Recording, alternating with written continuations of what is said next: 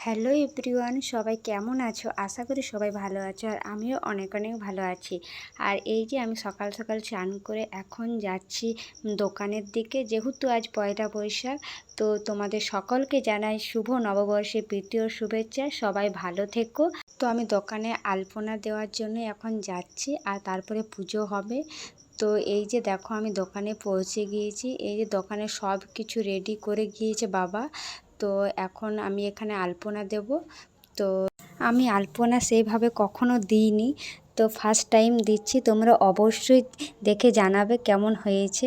মানে সিম্পলের মধ্যে দিয়েছি, মানে অত ভালো জানি না, তাই নর্মাল মানে কাজ চালানোর মতো আলপনাটা দিয়েছি। তো তোমরা অবশ্যই দেখে কমেন্ট করবে যে কেমন হয়েছে। খারাপ হলে বলবে খারাপ, ভালো হলে বলবে ভালো হয়েছে।